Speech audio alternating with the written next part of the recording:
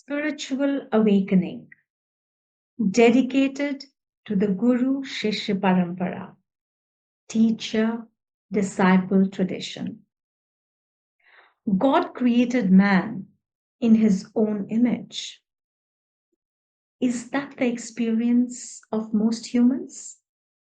Do we feel that we are created in the image of God? On the contrary, we constantly strive to achieve fulfillment in life. We pursue accumulation of wealth in the hope that that will bring happiness. We pursue fulfillment of desires, thinking that will give us happiness. And it does. Momentarily, we gain happiness on fulfillment of desires. But that doesn't last long because on fulfillment of one desire, yet another desire arises, and then another and another. It is a vicious, unending cycle. Happiness truly lies within. In essence, there is no within or without. Happiness is our real nature. Ramana Maharishi says, bliss is not added to your nature. It is merely revealed as your true and natural state, eternal and imperishable. Then why the struggle? Why do we struggle to feel our real nature, which is bliss itself? Intellectually, we understand the self. We realize that we are the infinite pure being, the self absolute.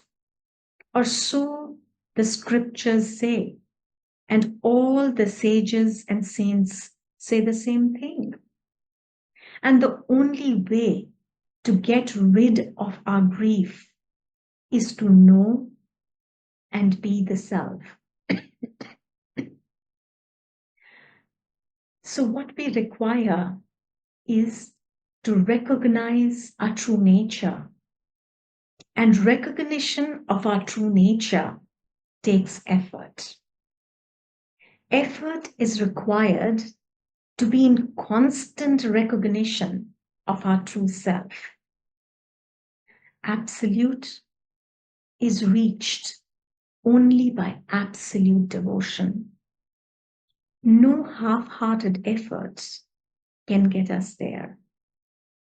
Let us take the analogy of snake and the rope. When we mistake the rope to be the snake, fear rises within us. But the moment we recognize the rope to be the rope, the fear melts away. Never again we mistake the rope to be the snake. In the same way, once we recognize our true blissful nature, never again will we be deluded by this world and the images. We pursue spirituality and hope that we can progress fast onto that path.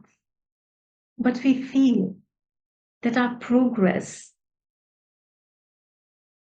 is very hard to gauge and measure. Fortunately, there are a few signposts which help us determine how we are progressing on our path to spiritual awakening. The signposts of progress. First being acceptance. Acceptance of the present. Acceptance of the situation that we are in. Once we accept our present, there is immense peace of mind. Then there is non-reaction. We are constantly faced with situations, some favorable, some adverse. And as a spiritual seeker, we know the moment we pull back from these situations and witness them, we are not as affected by the ebb and flow of these situations.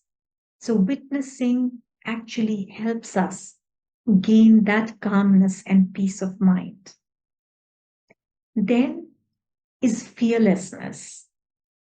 As we pursue spirituality, we realize that our true nature is infinite. And if it is infinite, then there is no other. There is only the one self. And when there is only the one self, how can there be any fear? Fear from who? This itself brings about a lot of peace of mind. Then there is equanimity.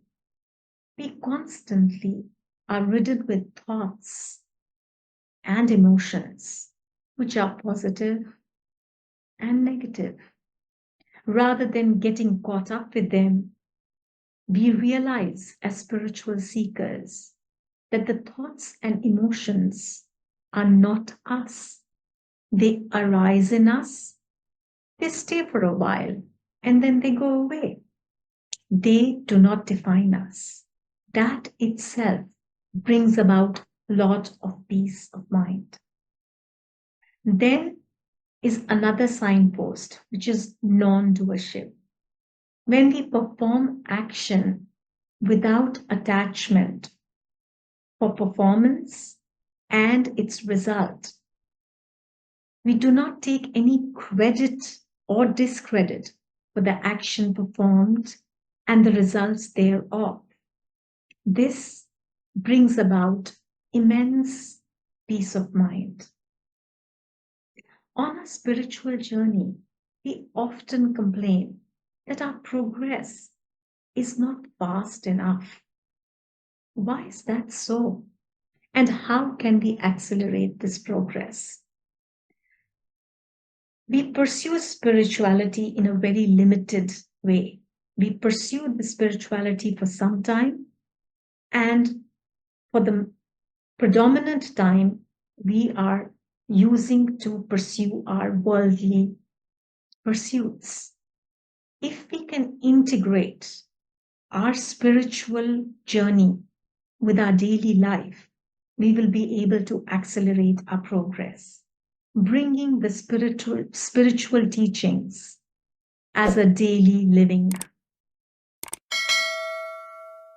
In conclusion, I would say on this path of spiritual awakening, there are two main things that help us pursue this path, which are gratitude and intense love. Gratitude to our Guru and his teachings.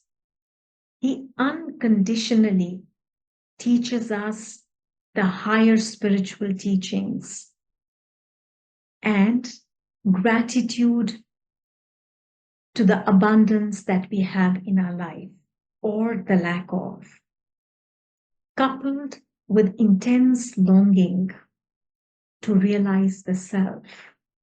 These will help accelerate our progress. I hope all of us can reach the goal of the self efficiently. Hari Om.